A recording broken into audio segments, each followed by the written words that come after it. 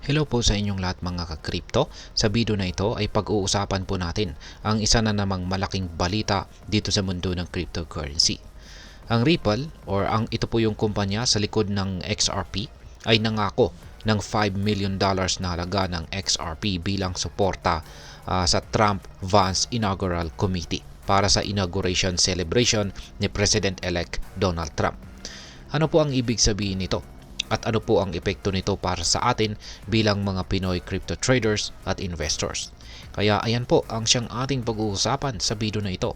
Pero bago po tayo magpatuloy, ay nais ko lamang po munang bigyang linaw ang aking disclaimer kung saan ang nilalaman po ng video na ito ay hindi po ito isang financial advice. For education and information purposes lamang po ang layunin nito. At ayan, umpisahan po natin sa kung ano po ang Ripple at bakit mahalaga ang kanilang donasyon.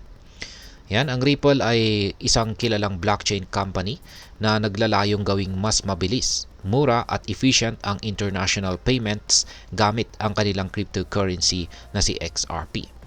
Ngayon, balita na ang Ripple ay magbibigay ng $5 million worth ng XRP para pondohan ang 3-day inaugural celebration ni Donald Trump na gaganapin po sa January 20, 2025. Yan. Ang nasabing pondo po ay gagamitin para sa iba't ibang activities tulad ng mga dinners, parades at saka galas. Ang layunin po ng event ay ipagdiwang ang panunumpa ni Pangulong Trump bilang bagong presidente. Kasama po dito si Vice President J.D. Vance. Ayon po sa ulat ng Fox Business, kinumpirma mismo ng Ripple ang kanilang kontribusyon. Ngayon ay sino pa ang mga nag-donate sa Trump-Vance Inaugural Committee? Bukod po kay Ripple ay may iba pang mga malalaking crypto companies na nag-donate na rin sa inaugural fund. Ilan po sa mga ito ay ang Coinbase. Ayan, ang Coinbase ay nagbigay naman po ng $1 million. Ang Kraken, ayan, nag-contribute na rin sila ng $1 million. At maliban po kay Coinbase at saka si Kraken ay ang MoonPay at saka si Robinhood. Bagamat hindi pa inilalabas ang eksaktong halaga ng kanilang donasyon, kumpirmado na sila na rin ay magbibigay ng kontribusyon.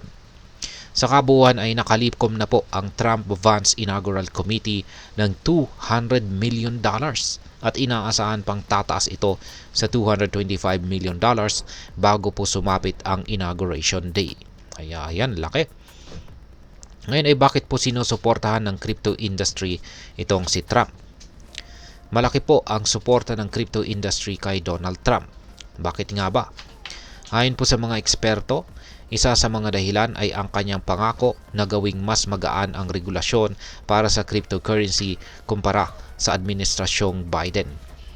Ito ay isang malaking bagay para sa industriya dahil sa mas magaan na po ang regulasyon. Kung mas magaan po ang regulasyon ay nangangahulugan po ito ng mas kaunting balakid sa innovation at saka adoption. Simula po noong manalo si Pangulong Trump, nagsimula na siyang maglagay ng mga pro-crypto officials sa kanyang administrasyon. Ilan sa mga ito ay si Ginoong Paul Atkins bilang bagong SEC chairman at saka si David Sachs, ang kauna-unahang White House AI at saka crypto czar. Malinaw na rin na nais ni Pangulong Trump na tuparin ang kanyang campaign promises na suportahan ang crypto industry. Kaya naman mas lalong dumami ang suporta mula sa sektor na ito. Ngayon ay ano naman po ang impluwensya ng $5 million na XRP donation ni Ripple? Malaki po ang impluwensya ng donasyon ni Ripple.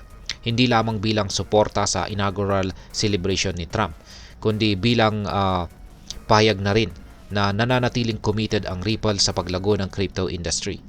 Ang ganito pong klaseng suporta ay nagpapakita ng pagtitiwala ni Ripple sa bagong administrasyong Trump at sa direksyon ng crypto regulation sa ilalim ng kanyang pamumuno.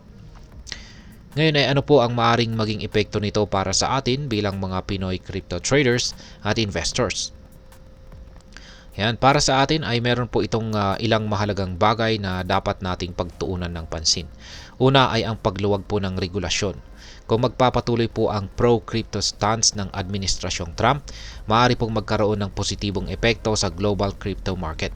Posibleng tumaas po ang adoption ng XRP at iba pang mga cryptocurrencies kung saan ay maaari pong magdulot ng pagtaas ng presyo nito. Pangalawa ay ang pag-angat po ng sentiment.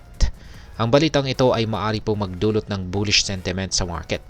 Kung mas maraming malalaking kumpanya ang sumusuporta sa crypto-friendly na pamahalaan, mas marami pong investors ang posibleng pumasok sa market. At pangatlo ay ang pananaw sa hinaharap. Bagamat hindi direktang makakaapekto ang inauguration donation sa presyo ng XRP, ang implikasyon po ng pro-crypto policies ay maaaring magdulot ng long-term growth para sa industriya. Ngayon ay ano po ang mga dapat gawin? Ano po ang mga dapat nating gawin dito bilang mga Pinoy traders or investors? Una ay mag-monitor po ng balita. Sundan po natin ang mga balita tungkol sa crypto regulations at kung paano po ito makakaapekto sa global market. Pangalawa ay pag-aralan po natin si XRP. Tingnan po natin ang potential ng XRP bilang bahagi ng ating portfolio. Alamin po natin ang mga technical na aspeto nito at ang kasalukuyang market trends. At ang pangatlo ay mag-ingat po tayo sa volatility. Huwag po nating kalimutan na ang crypto market ay lubhang volatile. Laging mag-set po tayo ng stop loss at huwag po tayo mag-invest ng higit sa kaya nating mawala. Ngayon ay ano po ang aking masasabi tungkol dito? Ang desisyon po ng Ripple na mag-donate ng $5 million na XRP sa Trump-Vance Inaugural Committee ay isang malinaw na pahayag ng kanilang suporta sa pro-crypto na administrasyon. Bagamat kontrobersyal po ang balitang ito para sa ilan, malinaw na nakikita ng Ripple ang potensyal na benepisyo po nito sa industriya. Kaya para sa atin bilang mga Pinoy crypto traders or investors, mahalagang samantalain po natin ang ganitong pagkakataon upang pag-aralan ang epekto ng mga global developments sa ating investments. Tandaan, ang kaalaman at tamang diskarte ang siyang susi sa tagumpay sa crypto market. At hanggang dito na lamang po tayo sa video na ito mga ka-crypto. Sana po ay inyong nagustuhan ang aking paliwanag sa video na ito. Kung inyo po itong nagustuhan, pag-click lamang po ang like button nito. Marami pong salamat sa panonood. Ingat po tayo lagi at God bless po sa ating lahat.